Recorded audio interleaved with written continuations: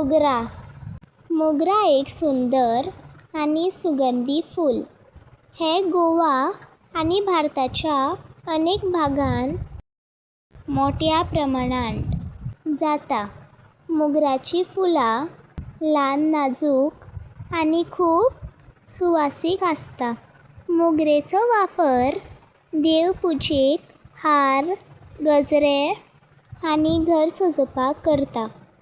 ताची फुलां सुगंधी आसल्या कारणान परफ्यूम आणि सुगंधी तेल तयार करपाक वापरता. ताचो सुगंध मन शांत करता. गुलाब. गुलाब एक सुंदर सुगंधी आणि लोकप्रिय फूल. हे लाल गुलाबी, पिवळे नारिंगी आणि इतर अनेक रंगांत मेळटा.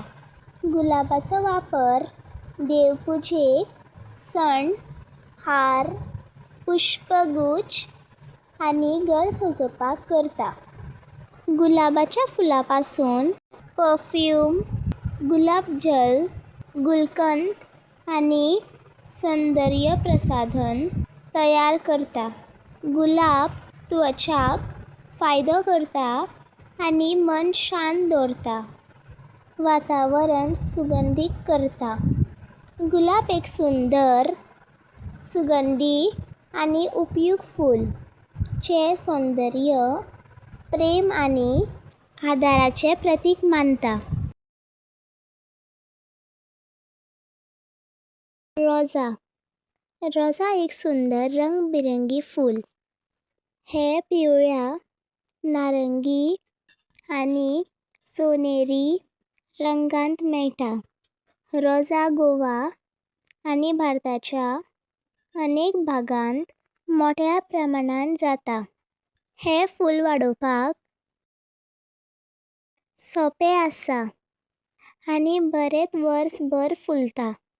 हाचो वापर देवपूजेक, लग्न समारंभ, हार तयार करपाक, घर, देवूळ आणि मंडप सजोवपाक करता.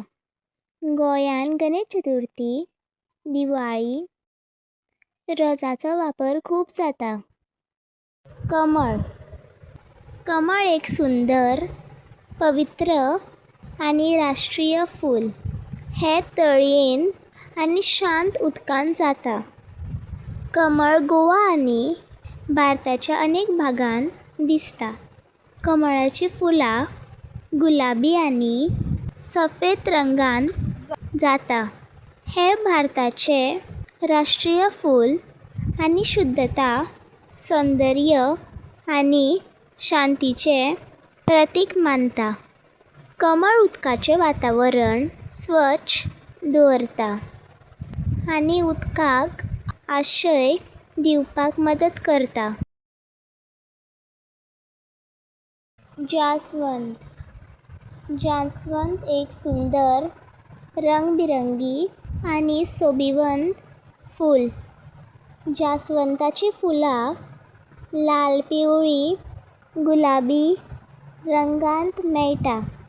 लाल जास्वंद सगळ्यांत जास्त लोकप्रिय आसा.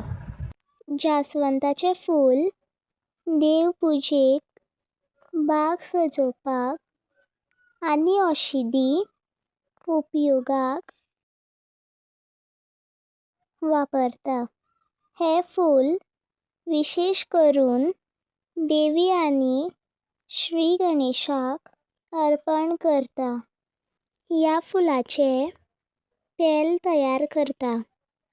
हाचो वापर केसांचें तेल, शॅम्पू करता. सदाफूल. सदाफूल एक सुंदर, ल्हान आणि वर्सभर फुलपी फूलझाड. हे गोवा आणि भारताच्या अनेक भागांत मोठ्या प्रमाणात जाता. सदाफुलाची फुलां गुलाबी, जांभळी, धवी ह्या रंगांत जाता.